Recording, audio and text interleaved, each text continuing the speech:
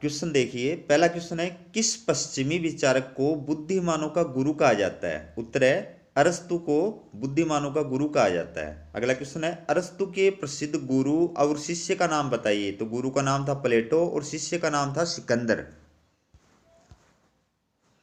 अरस्तु को ज्ञानियों का गुरु किसने कहा है? उत्तर है अरस्तु को ज्ञानियों का गुरु दांते ने कहा है। अगला क्वेश्चन है, अरस्तु द्वारा स्थापित विद्यालय का नाम बताइए। उत्तर है अरस्तु द्वारा स्थापित विद्यालय का नाम लीसियम है, जहां जीव विज्ञान तथा प्राकृतिक विज्ञानों के अध्ययन पर विशेष ध्यान दिया जाता था। ऐतिहासिक विधि का जनक किसे कहा जाता है? उत्तर है ऐतिहासिक विधि का जनक अरस्तु को कहा जाता है। अगला क्वेश्चन है, राजनीति विज्ञान का जनक किसे कहा जाता है और क्यों? उत्तर देखिए, राजनीति विज्ञान का जनक यानी पिता अरस्तु को कहा जाता है, क्योंकि पहला, अरस्तु ने राजनीति विज्ञान को एक स्वतंत्र विज्ञान का दर्जा प्रदान किया, और सेकंड है उसने राजनीति का यथार्थवादी और व्यवहारिक विवेचन प्रस्तुत किया।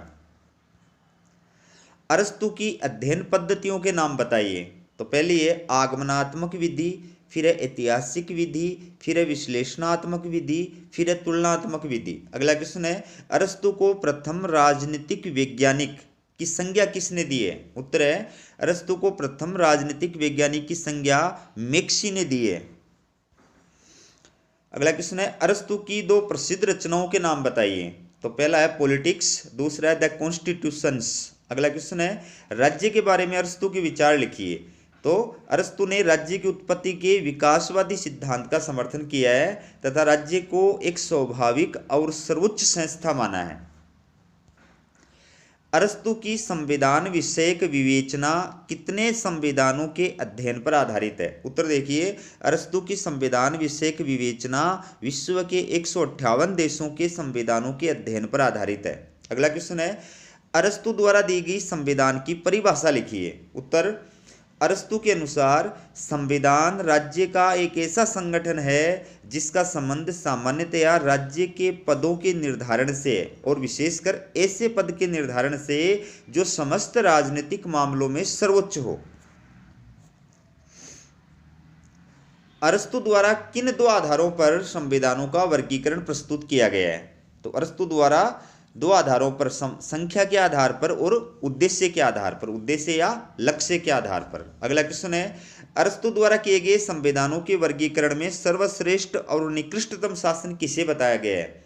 तो अरस्तु ने संविधानों का जो वर्गीकरण प्रस्तुत किया उसमें सर्वश्रेष्ठ शासन राजतंत्र को बताया है और निकृष्टतम शासन भीड़तंत्र या प्रजातंत्र को बताया है।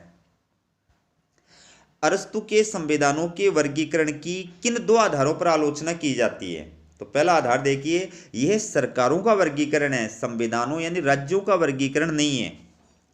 अगला है, अरस्तु ने अपने वर्गीकरण में संविधान, राज्य और शासन तीनों को पर्यायवाची शब्दों के रूप में प्रयुक्त किया है, जबकि आधुनिक समय में इन शब्दों में स्पष्ट भेद किया जाता है। अगला क्वेश्चन है, अरस्तु के अनुसार शिक्षा के उद्देश्य बताइए। तो पहला है व्यक्ति का सर्वांगीण विकास करना, दूसरा है व्यक्ति का नैतिक विकास करना। अरस्तु के शिक्षा सिद्धांत की दो विशेषताएं बताइए। पहली है शिक्षा पर राज्य का पूर्ण नियंत्रण, दूसरी है संगीत की शिक्षा पर विशेष जोर। अगला क्वेश्चन है, अरस्तु के शिक्षा सिद्धांत के कोई दो दोष बताइए, दोष, कमियां या अवगुण या आलोचना। पहला है संगीत की शिक्षा पर अत्यधिक जोर देना और दूसरा है व्यावसायिक प्रशिक्षण की उपेक्षा करना। अगला क्वेश्चन देखिए, पॉलिटिक्स में वर्णित आदर्श राज्य की कोई दो विशेषताएं बताइए। तो पहला है विधि की सर्वोच्चता और दूसरा है किसी भी वर्ग के लिए साम्यवाद की व्यवस्था नहीं। अगला क्वेश्चन है, अरस्तु ने न्याय का वर्गीकरण किन आधारों पर किया है? उत्तर है अरस्तु ने अपने ग्रंथ एथिक्स में न्याय का वर्गीकरण दो आधारों पर किया है, सामान्य न्याय और विशिष्ट न्याय। अरस्तु के अनुसार दासता का अर्थ बताइए। उत्तर देखिए, अरस्तु के अनुसार जो स्वभावतः अपना नहीं है लेकिन दूसरों का है वह दास है, अर्थात दास वह है जिसका स्वयं का कोई व्यक्तित्व नहीं होता और यहां तक कि जिसका अपना मस्तिष्क नहीं होता। अगला क्वेश्चन है, अरस्तु ने दासता यानी दासों के कितने प्रकार बताए हैं? तो दो प्रकार बताए हैं, स्वाभाविक दासता और वैधानिक दासता। अरस्तु के अनुसार दास कौन होते हैं? उत्तर देखिए पहला, जो व्यक्ति जन्म से ही मंदबुद्धि, अकुशल व अयोग्य होते हैं। दूसरा, युद्ध में किसी अन्य राज्य को पराजित कर लाए हुए बंदी। तो पहले प्रकार के जो दास है ये स्वाभाविक दासता है, और दूसरे प्रकार के जो दास है ये वैधानिक दासता कहलाती है। तो परीक्षा में कई बार स्वाभाविक दासता का अर्थ बताइए या वैधानिक दासता का अर्थ बताइए, ये भी आ जाता है। अगला क्वेश्चन है, अरस्तु के अनुसार संपत्ति कितने प्रकार की होती है, नाम बताइए। तो संपत्ति के दो प्रकार बताए, सजीव संपत्ति और निर्जीव संपत्ति। दास प्रथा के समर्थन में अरस्तु द्वारा दिए गए कोई दो तर्क लिखिए, मतलब किन किन आधारों पर अरस्तु ने दास प्रथा को उचित ठहराया है। तो पहला है दासता प्राकृतिक है, दूसरा है दासता नैतिक है। अगला क्वेश्चन है, अरस्तु के दासता सिद्धांत की आलोचना के दो आधार बताइए। पहला है दास प्रथा किसी भी प्रकार से प्राकृतिक नहीं है। दूसरा है मानव समूह को गुण और योग्यता की दृष्टि से विभाजित करना बिल्कुल असंभव है।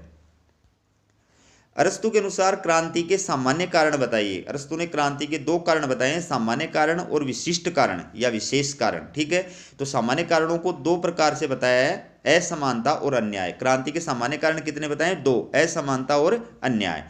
अरस्तु के अनुसार क्रांति के चार विशेष कारण बताइए। तो पहला है घृणा, फिर है भय, फिर है विदेशी या विजातीय तत्व, फिर है सम्मान की लालसा। अगला क्वेश्चन देखिए, अरस्तु के अनुसार क्रांतियों की रोकथाम के उपाय बताइए। पहला है शासक और शासितों में सद्भावनापूर्ण संबंध। दूसरा, विदेशियों को उच्च पदों पर नियुक्ति नहीं। अगला क्वेश्चन देखिए, अरस्तु के अनुसार प्रजातंत्र में क्रांति किन कारणों से होती है। तो अरस्तु ने प्रजातंत्र में क्रांति के दो प्रमुख कारण बताए हैं। पहला है संपूर्ण अर्थ में समानता की भूख, और दूसरा वाग्वीरों का उच्च श्रृंखल व्यवहार। वाग्वीर का मतलब होता है जो भाषण देने में माहिर होते हैं, जनता को भाषणों के माध्यम से मूर्ख बनाने में माहिर होते हैं। अगला क्वेश्चन है, अरस्तु के चिंतन में दो सामयिक या यूनानी तत्व बताइए। तो एक तो है दास प्रथा का समर्थन और दूसरा यूनानियों की श्रेष्ठता। अगला क्वेश्चन है, अरस्तु के चिंतन में दो शाश्वत या सार्वभौमिक तत्व बताइए। तो पहला है राज्य एक स्वाभाविक और सर्वोच्च संस्था है। दूसरा, मनुष्य एक सामाजिक प्राणी है। अगला क्वेश्चन है, प्लेटो और अरस्तु के विचारों में कोई दो अंतर बताइए। तो पहला है, प्लेटो कल्पनावादी विचारक था जबकि अरस्तु यथार्थवादी विचारक था। दूसरा है, प्लेटो ने अध्ययन के लिए निगमनात्मक पद्धति का प्रयोग किया था जबकि अरस्तु ने अध्ययन के लिए आगमनात्मक पद्धति का प्रयोग किया था। तो दोस्तों, हमारा ये वीडियो आपको कैसा लगा कमेंट करके जरूर बताएं, और आपका अगर कोई BA थर्ड ईयर का विद्यार्थी परिचित है तो उसके पास वीडियो का लिंक जरूर शेयर करें। वीडियो देखने के लिए बहुत बहुत धन्यवाद।